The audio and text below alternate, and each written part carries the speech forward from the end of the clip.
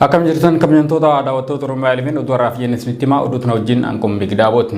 Oduu keenya jalqabaatiin fooyya'insa heera mootummaa federaalaa Itoophiyaa ilaalchisee qorannoon Inistituutii qorannoo imaammata Itoophiyaan dhiyaate mormiin guddaan mudatee jira. Qorannoon kun fedhii siyaasaa gamtokkee kan calaqqisiisu ta'uu kan himame yommuu ta'u, hayyoonni yaada kennan kalaqa sabaa fi sablammoota Itoophiyaa bakka hin buune akka dantaa uummataatti dhiyeessuun fudhatama hin qabus jedhanii jiru. Maadda Abdulbaasit guutuu isaa qaba. Hayyoonni garaagaraa qorannoon heera mootummaa fooyyessuudhaaf taasifame jedhamu ulaagaa qorannoo kan hin guunnee fi mirga lammiilee kan kabachiisu miti jedhan. Qondaala olaanaan KFO Obbo Baqqalaa Garbaa qorannoon kun qorannoowwan wal qabatan kanneen armaan dura turan irratti sakatta'iinsa taasise hin qabu jedhan. Obbo Baqqalaan haasaa OMN waliin taasisaniin sakatta'inni taasifame waan hin jirreef ka'umsi qorannichaa sirrii miti bu'aan isaas sirrii ta'uu hin danda'u jedhan. Dhimma kana irratti yaada isaanii kan kennan Dr. Heenok Gabbisaa akka jedhanitti mirgoonni sabaa fi sablammootaa bulchiinsa Abiy Ahmadiin ifatti dhiyaatee jira jedhan. Dhimma kana irratti yaada isaanii kan kennan Dr. Biraana Masqal Abbaba Sanyii qorannichi sheekoo warra sanyummaati jechuun balaaleffatanii jiru. Waggoota shanan dabran keessa yeroo waraanni kaaba Itoophiyaa keessatti gaggeeffamaa ture hurrii waraanicha jalatti kooluu galchachuudhaan shira xaxamaa ture keessaa isa tokko ta'us dubbatanii jiru. Kana malees qorannoon kun hayyoota dhugaa sabaa fi sablammoota Itoophiyaaf yaaddaniin qoratamuu akka qabus yaada furmaataa dhiyeessanii jiru. Itti gaafatamaan hariiroo hawaasaa Koongiresii Federaalaa Oromoo kan ta'an Obbo Sultaan Qaasim akka jedhanitti fedhiin garee kanaa akka fedhii uummataatti dhiyaachuu hin danda'u jedhanii jiru. Yaadni heera mootummaa fooyyessuudhaaf maqaa qorannootiin dhiyaate jechaa jechatti fedhii mooraa garee kanaa kan mul'isu ta'us ibsanii jiru. Uummata kam akka gaafatamee fi qorannoon ammaa kun fedhii uummataa karaa kamiin akka mirkaneesse hin beekamu jechuun namoonni dhuunfaa qorannicha irratti hirmaatan bakka bu'oota uummataa guutuu ta'uu fi dhiisuu isaanii gaaffii kaasanii jiru. Obbo Sultaan Qaasim heerri mootummaa biyyattii akka cimuuf keewwatni dhimma sabootaa ilaallatan murteessoo ta'uu himuudhaan fedhii garee tokko irratti xiyyeeffachuu qofa osoo hin taane fedhii hunda keenyaa irratti kan hundaa'e ta'uu qabas jedhan. Waraanni Tigraay waggoota lamaaf gaggeeffamaa turee fi waraanni Oromiyaa keessatti gaggeeffamaa jiruuf fakkeenya aggaammii utubaawwan federaalaa irratti taasifame ta'uu ibsuudhaan mootummaan dhaabbatee akkaataa itti deemaa jiru akka ilaalus gaafatanii jiru. Qorataa saayinsii siyaasaa kan ta'e Yahyaa Bashir qorannicha yaada konfiraansii 12ffaa kan Vision Itoophiyaa irratti dhiyaateen wal bira qabuudhaan ibsee jira. Konfiraansicha irratti Oromoo bakka lamatti yookaan bakka sadiitti qooduun barbaachisaa akka ta'es dubbatamaa turee jira. Oduu keenyatti aanuun godina Arsii aanaa Doddotaatti haleellaa humnoota mootummaa guyyaa sadaffaa walitti fufeen uummanni dararaa hamaa keessa jiraachuu himataa jira. Jiraattonni Oromiyaa Ilmiin dubbisa akka himanitti haleellaa walitti fufiinsaan gaggeeffamaa jiruun maanguddootaa fi hawaan balaa jalaa dhiyeessuuf humna hin qabne du'aaf saaxilamaa jiraachuu himatanii jiru. Gammachiis Magarsaa guutuu isaa qaba. Godina Arsii aanaa Doddotaatti haleellaan guyyoota sadaffaaf walitti fufee uummata nagaarra gahaa jiraachuun dhagahame. Jiraattonni Oromiyaa Ilmiin dubbise akka ibsanitti raayyaan ittisa biyyaa saamichaaf dararaa hamaa daangaa darbee nurraan gahaa jira jechuudhaan himatan. Godina Arsii aanaa Doddotaa magaalaa Amuddeetti wal waraansa hidhattoota mootummaaf waraana bilisummaa Oromoo gidduutti taasifamaa ture hordofuudhaan yakki halluu ba'iinsaa jiraattota nagaarratti geeffamaa jiraachuun akkuma itti fufetti jira jedhu.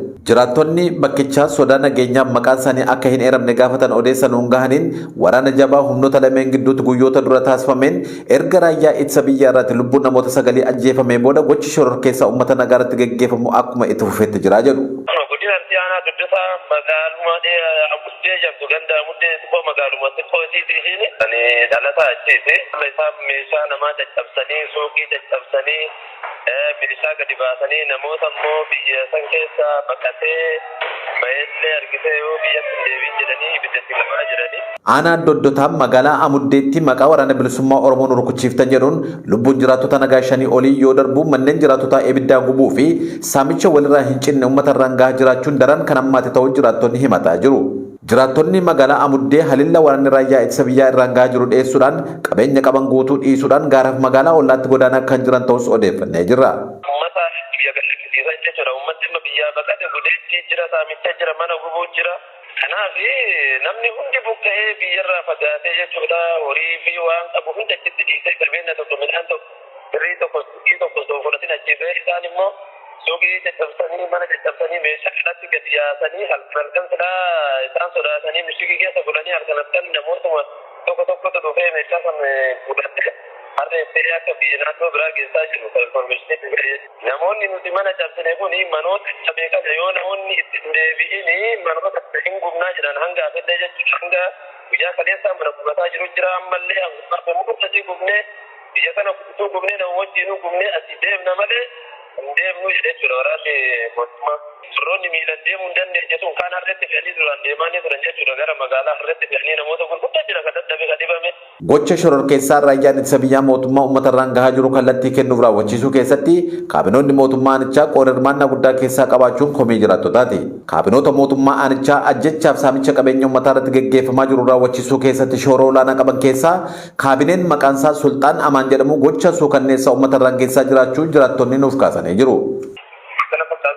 Gaafatamaa nageenya aanaa sanii fi nama fakkaatee isaatu dura deemee nama hunda takka takka waan beekuuf gochisu kan inni kan nurra raabbachiisaa jira. Maqaan isaa Amaan, maqaan isaa Sultaan Amaan jedhama.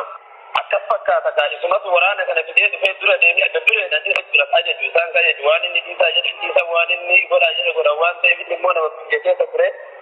Nama achi baay'ee ture waggaa baay'ee ture duraan jechuudha yeroo aangoo guddaa iyyuu hin qabne sanii amma isaatu nageenya kanarra galee uummata keenya fichisiisaa jira waan hunda beekuuf keessa uummata waan beekuuf. Magaalaa Amuddeetti haleellaa guyyoota sadan darban irraa eegalee walitti fufinsaan raawwatamaa jiruun jiraattonni magaalattii cufti godaansaaf dirqamu kan ibsan jiraattonni dubbifne kunniin hawwanii fi maanguddoota balaa jalaa dhiyeessuuf humna hin qabne dabalatee kanneen dhibama fayyaa qaban haleellaa hagardhaa raawwatamaa jiruuf kan saaxilaman ta'us nuuf kaasanii jiru. Walumaa galatti gochaa suukanneessaaf halluu ba'insaan raayyaan ittisa biyyaa mootummaa uummata nagaa irratti gaggeessaa jiru hambisuuf miidiyaalee fi hawaasni Oromoo biyya keessaaf ala jiru sagalee dirmannaa nuuf dhageessaa jechuun dhaamsa jiraattotaati. Mootummaan Itoophiyaa akkuma mariin nageenyaa marsaa jalqabaa xumurameen duula waraanaa bal'aa banuu ABO'n beeksisee jira. ABO'n ibsa isaa kaleessa baaseen tarkaanfii mootummaa kun wal hubannaa wantoota waraana hammeessan irraa of qusachuu yeroo marii marsaa jalqabaa tureen faallaa akka ta'es himee jira. Dabalata isaa akka itti aanutti dhiyaata. Mootummaan Itoophiyaa akkuma mariin nageenyaa marsaa jalqabaa xumurameen duula waraanaa bal'aa banuu ABO'n himee jira. ABO'n ibsa kaleessa baaseen tarkaanfii mootummaa kun wal hubannaa wantoota waraana hammeessan irraa of qusachuu yeroo marii marsaa jalqabaa tureen faallaa akka ta'es himeetii jira. Furmaata nageenyaaf akkuma kaleessaa kutannoo of duuba hin deebine qabna kan jedhe ABO'n garuu ammoo waraana irratti baname qolachuudhaaf dirqamee jiras jedhee jira. ABO'n ofirraa qolannaa godinaalee Wallagga Lixaa, Wallagga Bahaa, Horroo Guduruu Wallaggaa, Shawaa Lixaa, Shawaa Bahaa, Arsii, Harargee, Booranaa fi Gujiitti taasiseen humnoota mootummaa irraan kisaaraa guddaa geessisuus ibsee jira. Sochii haleellaa humnoonni mootummaa Shawaa Kibbaa Lixaa taasisanis loltoonni waraana bilisummaa Oromoo gootummaa fi kutannoon qolachuus himee jira. Humnoonni mootummaa bakkeewwan bobbaafamanitti uummata nagaa irraan hubaatiiwwan garaagaraa geessaa akka jiranis ABO'n beeksiseetii jira. ABO'n tarkaanfii fudhatamu kamuu qolachuudhaaf ga'umsa qabaachuu kan eere yommuu ta'u akkasumas furmaata nageenyaatiif kutannoo qabu kan of duuba hin deebine akka ta'es ibsee jira. Hawaasa addunyaa tarkaanfii loltummaa mootummaan fudhataa jiru akka balaaleffatu ABO'n yaamicha dhiyeessee jira. Ollaan gabaasa haaraa baaseen ji'a eebilaa bara 2023 keessa yoo xiqqaate lammiileen Oromoo nagaa 21 ajjeefamuu isaa mirkanaa'u ibse. Lammiileen Oromoo ajjeefaman kun hundi isaanii harka humnoota tikaa mootummaa Itoophiyaa fi garee hidhattoota kan mootummaa hin taane kanneen akka fannoo dabalatee kanneen duula bal'aa uummata Oromoo irratti gaggeessaa jiraniin ajjeefamuu isaanis addeessee jira. Ayyaantuu Abdii dabalata qabdi. Ollaan gabaasa haaraa baaseen ji'a eebilaa bara 2023 keessa yoo xiqqaate lammiileen Oromoo nagaa 21 ajjeefamuun isaanii mirkanaa'eera jedhe. Lammiileen Oromoo ajjeefaman kun hundi isaanii harka humnoota tika mootummaa Itoophiyaa fi garee hidhattoota kan mootummaa hin taane kanneen akka faannoo dabalatee kanneen duula bal'aa uummata Oromoo irratti gaggeessaa jiraniin ajjeefaman jedhe. Maqaan namoota kanaa gaditti tarreeffame kun namoota nagaa baatii eebilaa bara 2023 keessa seeraan ala ajjeefamuu isaanii ollaan mirkaneeffate yookiin gabaasa miidiyaaleetiin ajjeefamuun isaanii mirkanaa'eedha jechuun tarreessee jira. Ajjechaan kun ammasitti fufee jira jechuun dhaabbanni mirga dhala namummaaf falmu ollaan gabaaseera. Ollaan haleellaa hamaa namoota nagaa irratti raawwatamu kana kan balaaleffatu yoo ta'u, dhiittaa mirga namummaa irratti raawwatamu xiyyeeffannoo argachuu akka qabu gaafateera. Ollaan torbaan darbe keessas erga mariin araaraa waraana bilisummaa Oromoo fi mootummaa gidduutti marsaa jalqabaa wal hubannaan goolabame asitti lolli gartuulee garagaraan Oromiyaa keessatti gaggeeffamaa jiru jabaatee itti fufee waan jiruuf qaamoliin dhimmi ilaallatu hundi mariin marsaa lammaffaa akka eegaluuf dhiibbaa barbaachisu akka godhan waamicha dhiyeessee ture. Ollaan baay'inni namoota waraana mootummaa fi hidhattoota garaagaraatiin ajjeefamanii 21 haa jedhu malee Oromiyaa 11 maddeenii fi jiraattota wabeeffachuun baatii eblaa keessa qofa lubbuun namoota nagaa darbee kanaa ol akka ta'e gabaasee jira. Kana malees haleellaan kun erga mariin mootummaa fi waraana bilisummaa Oromoo gidduutti marsaa jalqabaaf geggeeffame booda cimee itti fufuun lubbuun namoota hedduu galaafatamee jira. Waraanni bilisummaa Oromoos gama isaatiin mootummaan erga marii afaaniin eegalee asitti lola jabaa geggeessaa jiruun uummanni nagaa gidduutti miidhamaa akka jiru gabaasee jira. Kutannoon araaraa fi qabaan jabaatee itti fufa kan jedhu addi bilisummaa Oromoo hawaasni addunyaa mootummaan Itoophiyaa lola bane kana akka dhaabu dhiibbaa akka taasisu waamicha dhiyeessee jira. Hanga oduun kun dhiyaatutti gama mootummaatiin dhimma kanarratti wanti jedhame kan hin jirre yoo ta'u, kana dura aangoonni mootummaa marii araaraatiif kutannoon akka hojjetan ibsaa turan. Naannoo Tigraayitti sababa beelaan namoonni 25 du'uun isaanii himamee jira. Namoota du'an keessaa ijoolleen, dubartoonni fi jaaroliin akka jiranis qondaalonni mootummaa naannichaa himanii jiru. Ammas Ayyaantu Abdii guutuu isaa qabdi. Tigraayitti sababa beelaatiin jiraattonni naannichaa du'aaf saaxilamaa jiraachuun isaanii himame.